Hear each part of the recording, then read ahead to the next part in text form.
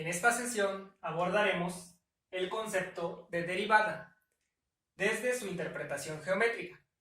Para ello requerimos de algunos conceptos de cursos previos, como lo es el dependiente de una recta, que indicamos con la letra M, y para obtenerla requerimos de las coordenadas de dos puntos sobre los que pase nuestra recta.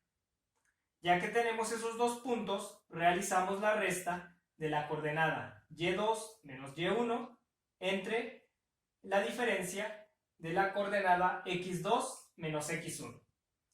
También requerimos del concepto de recta secante. Una recta secante es aquella recta que corta a una curva en dos puntos. Y también de una recta tangente. Una recta tangente es aquella que pasa sobre una curva, pero en un solo punto. Bien, con estos conceptos previos, vayamos a la interpretación gráfica de derivada. Aquí tenemos, ¿verdad?, la gráfica de esta función. Es una función creciente que estoy trazando en color azul. También veo que me genera una forma curva.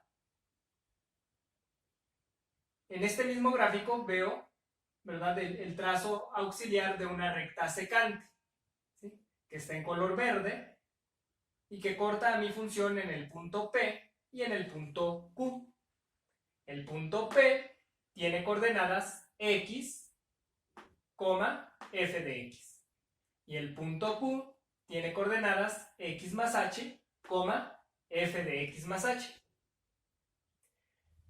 Nos podemos percatar, ¿verdad?, de que estoy empleando la letra h para indicar la diferencia que hay, ¿verdad?, entre este punto y este.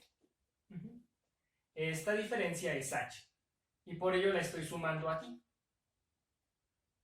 Ok. Bien. Ahora procederemos a hacer una simulación. ¿Sí? ¿Qué sucede, verdad, si yo busco disminuir esta diferencia entre estos dos puntos? Bueno, para ello voy a desplazar el punto P sobre mi función. A medida que yo desplazo el punto P sobre mi función y lo aproximo al punto Q, ¿verdad?, yo puedo prever que esta diferencia h se va a ir haciendo menor, ¿sí?, se va a ir haciendo cada vez más pequeña a medida que yo, insisto, desplace este punto. Por otro lado, analicemos qué es lo que sucede con mi recta secante. Mi recta secante, ¿verdad?, sigue cortando a mi curva en dos puntos, pero va cambiando su pendiente, ¿sí? Su pendiente o su inclinación, ¿verdad?, va disminuyendo, ¿verdad? La inclinación va disminuyendo, se va volviendo cada vez un poco más horizontal, ¿verdad? Bueno, aquí llegamos a la siguiente conclusión. ¿Qué sucede, verdad, si yo el punto P lo aproximo tanto que coincida con el punto Q?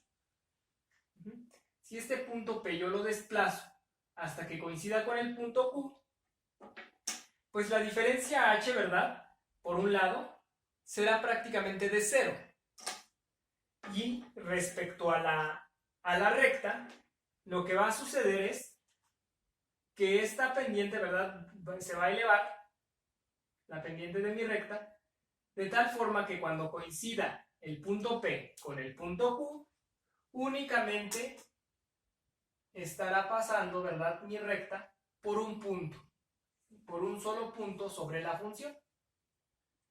Y entonces dejará de ser, ¿verdad?, una recta secante para convertirse en una recta tangente, ¿sí? Esta recta en negro, ¿sí?, será una recta tangente. Únicamente pasará sobre la curva en un solo punto, ¿sí?, ya no en dos, sino en un solo punto. Bueno, pues a este cambio, ¿verdad?, mínimo, ¿sí?, cuando la aproximación es mínima, a ese cambio es a lo que yo llamo derivada. A esa pendiente, a la pendiente de esta recta tangente, cuando la diferencia tiende a cero, ¿sí? Cuando es esta h, ¿verdad? Esta diferencia que hay entre mis variables se aproxima a cero, se hace mínima. El valor de la derivada será la medida de esta pendiente, de la recta tangente. Bien, para verlo en la forma funcional, ¿verdad? Aquí tenemos esta expresión. La pendiente de mi recta tangente será igual al límite de la pendiente cuando mi diferencia h tiende a cero.